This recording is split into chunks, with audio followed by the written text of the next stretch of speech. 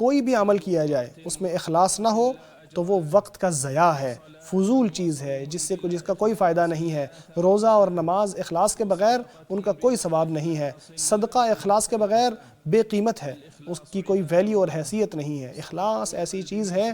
جس کا مطلب یہ ہے کہ دل ریاکاری کے تمام شائبوں سے پاک ہو جائے، نفس پاک ہو جائے، انسان کا دل پاک ہو جائے، اور اخلاص کے ساتھ انسان اللہ تبارک و تعالیٰ کے لیے عمل کرے، ساری توجہ اللہ کی طرف کر دے، لوگوں کی نظروں کی طرف متوجہ نہ ہو، نہ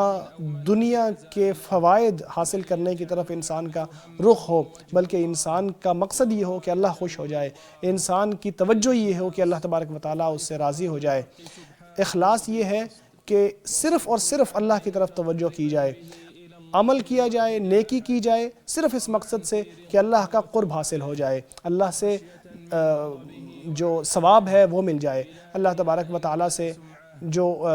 ثواب ہے وہ حاصل ہو جائے اور اللہ کے عذاب سے بچا جائے۔ لوگوں کو دکھانے کے لیے نہیں، ان سے فائدہ حاصل کرنے کے لیے نہیں، ان سے مفاد پورا کرنے کے لیے نہیں۔ مخلص وہ ہے جو اپنی نیکیوں کو ویسے چھپاتا ہے جیسے حقیقت میں وہ اپنی برائیوں کو چھپاتا ہے، خلوت میں بھی ایسے ہی عمل کرتا ہے جیسے لوگوں کے سامنے عمل کرتا ہے۔ اس کے لیے مدح کرنے والا اور برائی کرنے والا برابر ہوتے ہیں۔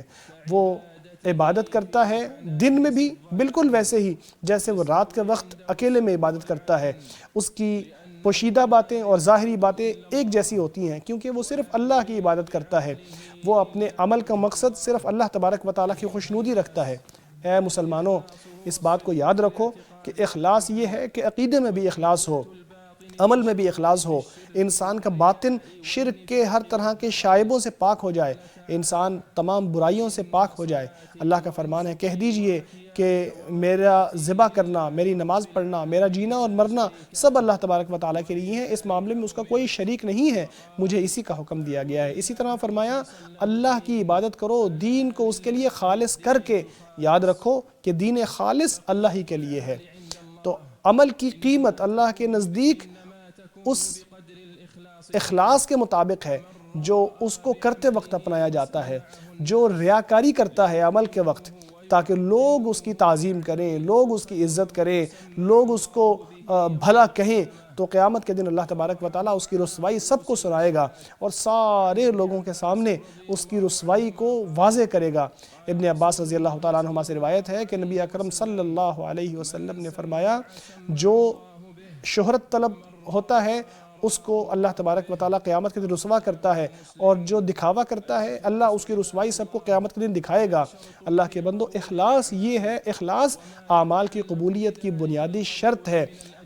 اور قبولیت کی بنیاد پر انسان کو اجر اور ثواب ملتا ہے۔ اللہ تبارک و تعالیٰ کا فرمان ہے لوگوں کو یہی حکم دیا گیا ہے کہ وہ اخلاص کے ساتھ دین کو اللہ کے لیے خالص کر دیں، عبادت کریں اللہ تبارک و تعالیٰ کی۔ جب کسی عمل سے اخلاص دور ہو جائے تو اجر ختم ہو جاتا ہے، عمل بے فائدہ ہو جاتا ہے۔ ابو ہریرہ رضی اللہ تعالیٰ عنہ روایت کرتے ہیں کہ نبی اکرم صلی اللہ علیہ وسلم نے فرمایا اللہ تبارک و تعالیٰ فرماتا ہے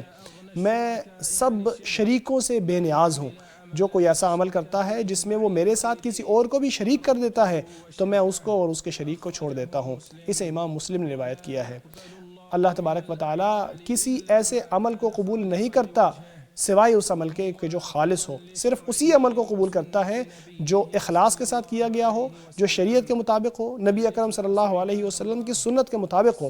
اخلاص اللہ کے بندوں ایسا شاندار قلعہ ہے جو شیطان کے وسوسوں سے بچاتا ہے، جو شیطان کے حملوں سے دور رکھتا ہے، جو نجات اور کامرانی کا ذریعہ ہے۔ شیطان نے اللہ کی عزت کی قسم کھا کر کہا تھا تیری عزت کی قسم ہے میں سب کو گمراہ کروں گا سوائے تیرے بندوں کے کہ جو چنیدہ ہوں گے یا اخلاص والے ہوں گے۔ اللہ تبارک و تعالیٰ نے یوسف علیہ السلام کے بارے میں فرمایا ہم اس طرح اس کو فحاشی اور برائی سے دور رکھتے ہیں، وہ ہمارے چنیدہ اور مخلص بندوں میں سے ہیں۔